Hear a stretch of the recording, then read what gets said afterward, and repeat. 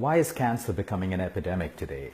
If you look around, we have more fancy hospitals, we have doctors, we have nutritionists, we have gyms, we have superfoods, we have supplements, we have everything possible, but yet when you look at the statistics of sickness, we see that cancer is becoming more and more, not just in India, across the world, but right now, India is one of the leading countries when it comes to cancer.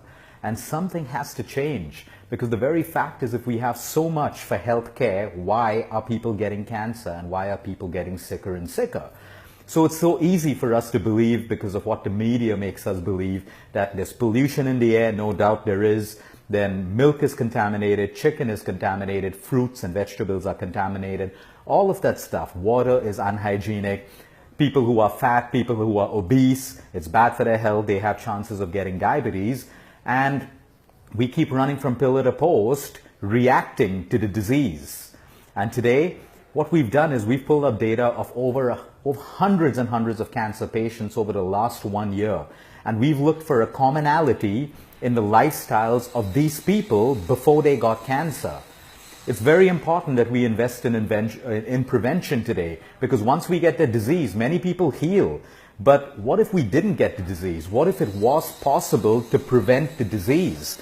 But you see, there is no research and there is no funding to fund research that goes into prevention, because there's no money to be made in prevention. There are no profits to be made in prevention at all.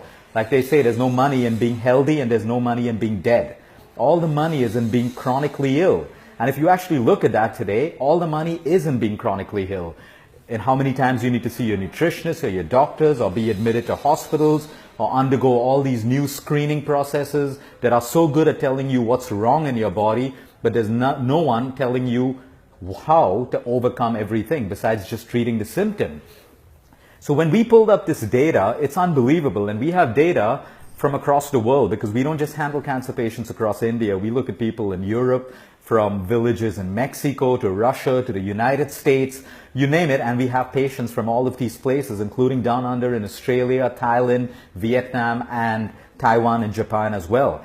But the beauty is, when we pulled out this data, we would think, at least I would think a couple of years ago, that we would see cancer in patients who are obese. We would see cancer in patients who have exposure to chemicals and who have poor lifestyles, who are drinking and smoking all the time, and all of that stuff. But you'll be very, very surprised at the commonalities that we have picked up when we look at the data of cancer.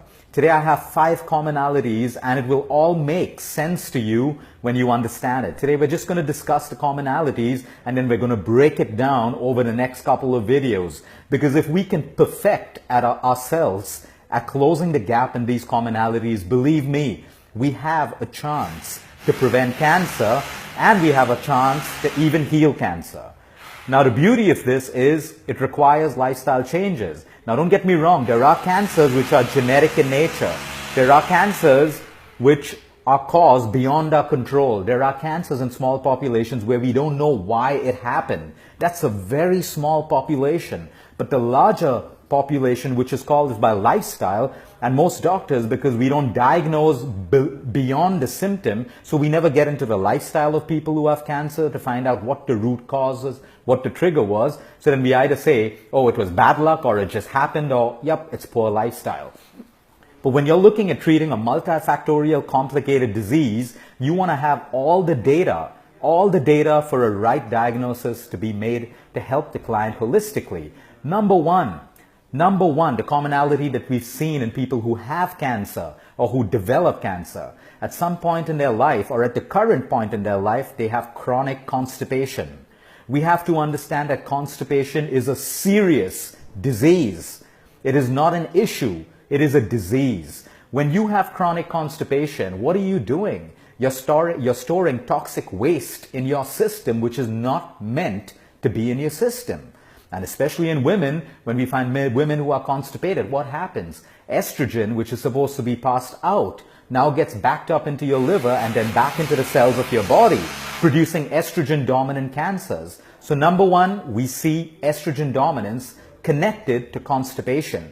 It's common sense. You don't need to be a scientist, a nutritionist, or a doctor to know this. It goes back to school. If we keep toxic waste in our system, we have the ability to start off a mutation of cells. Anyway, let's move on to the next commonality. Acidity. Almost every patient who has cancer, or forget about just cancer, diabetes, cardiovascular issues, obesity, all of these problems have highly acidic bodies. And it makes sense because when your body is acidic, you give it the environment for cancer cells to mutate, grow, and spread. An acidic body allows a tumor to grow bigger and bigger and bigger. An acidic body provides the breeding ground for pathogens, bacteria, germs, and viruses. That's another commonality that we see everywhere. So don't just run around making your body alkaline. Watch my video on the dangers of being too alkaline as well. The third commonality is low sleep, less sleep. And I cannot stress how important sleep is. It goes back to simple science again. What happens when we sleep? We produce a hormone called melatonin. Melatonin in the cancer world is also known as an anti-cancer hormone. Because while you sleep, if you have the right amount of melatonin, you can prevent your body, your immunity can prevent the proliferation of cancer cells. And we see this commonality in sick people, not just people with cancer. People with depression, diabetes, you name the condition, and you can connect it with low sleep over the years. You cannot go against nature. Sleep is built into our bodies as a product of nature. If we don't have the right sleep, we have complications. And that's another commonality we've seen. The fourth one is emotional stress. And you know I'm big on this. I keep telling people the beauty in this data is almost every one of these cancer patients. I asked them one question: what was going on in your life 6 months to a year, maybe even 2 years before the cancer hit you? Because cancer just doesn't grow overnight. It's happening in your body 6 months to a year or maybe more in your body. And I get one answer. I ask everyone, what was going on in your life 6 months to 1 year before you had cancer? And 97% of them can relate to extreme emotional stress. I'm not talking about day-to-day stress. All of us have that. I'm not saying that if I'm stressed today, I'm going to get a cancer tomorrow. I'm talking about chronic emotional stress. And each one of these people could point out that stress factor in their life. Examples: for some of them it was a divorce. For some of them it was the loss of a loved one, the loss of a child, the loss of a parent, where they just can't get over that stress and that stress eats into them. Some of them it was property issues, some of them financial issues, some of them extreme self-esteem, self-confidence issues. It's beautiful, sad, but beautiful when you see that connection of emotional stress and triggers to the cause of disease. And no matter what anyone says in the medical world about emotional stress, you know it yourself for sure. There's no one investing money in studying this further. And they're not interested. Where's the money if you find that the outcome of this research is true, that emotions have an impact on your disease? There's no money to be made by anyone.